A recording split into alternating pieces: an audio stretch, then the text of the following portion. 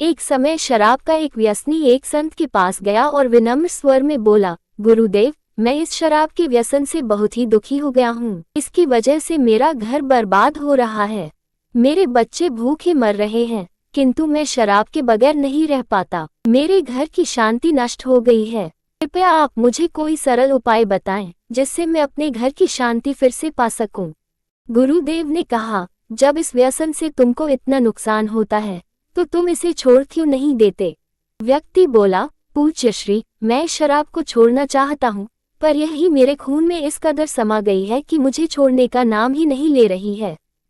गुरुदेव ने हंसकर कहा, कल तुम फिर आना, मैं तुम्हें बता दूंगा कि शराब कैसे छोड़नी है। दूसरे दिन निश्चित समय पर वह व्यक्ति महात्मा के पास गया। उसे देख महात्मा झट से खड़े हुए और एक खंभे को कसकर पकड़ लिया। उस व्यक्ति ने महात्मा को इस दशा में देखा तो कुछ समय तो वह मौन खड़ा रहा, पर जब काफी देर बाद भी महात्मा जी ने खंभे को नहीं छोड़ा तो उससे रहा नहीं गया और पूछ बैठा कि गुरुदेव, आपने व्यर्थ इस खंभे को क्यों पकड़ रखा है? गुरुदेव बोले, वत्स, मैंने इस खंभे को नहीं पकड़ा है, ये खंभा मेरे शरीर को पकड़े हुए है। मैं चाहता हूं कि यह मुझे छोड़ दे, किंतु ये तो मुझे छोड़ ही नहीं रहा है। उस व्यक्ति को अचंभा हुआ। वह बोला, गुरुदेव, मैं शराब जरूर पीता हूँ, मगर मूर्ख नहीं हूँ। आपने ही जानबूझकर इस खंभे को कसकर पकड़ रखा है। ये तो निर्जीव है, यह आपको क्या पकड़ेगी? यदि आप दृढ़ संकल्प कर लें तो इसी वक्त इसको छोड़ सकते हैं।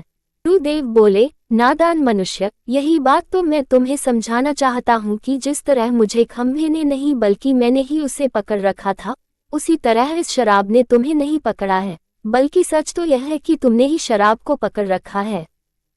तुम कह रहे थे कि यह शराब मुझे नहीं छोड़ रही है, जबकि सत्य यह है कि तुम अपने मन में ये दृढ़ निश्चय कर लो कि मुझे इस व्यसन का त्याग अभी कर देना है, तो इसी वक्त तुम्हारी शराब पीने की आदत छूट जाएगी। शरीर की हर क्रिया मन के द्वारा नियंत्रित होती है और मन में जैसी इच्छा शक्ति प्रबल होती है, वैसा ही कार्य सफल होता है। वह शराबी गुरु के इस अमृत वचनों से इतना प्रभावित हुआ कि उसने उसी वक्त भविष्य में कभी शराब न पीने का दृढ़ संकल्प किया। उसके घर में खुशियां लौट आईं और वह शांति से जीवन यापन करने लगा। इस तरह हमें शिक्षा मिलती है कि जीवन में कोई भी व्यसन ऐसा नहीं है जिसे एक बार ग्रहण किए जाने के बाद छोड़ा ना जा सके। अगर मनुष्य चाहे तो बड़ी से बड़ी बुराई का त्याग कर सकता है।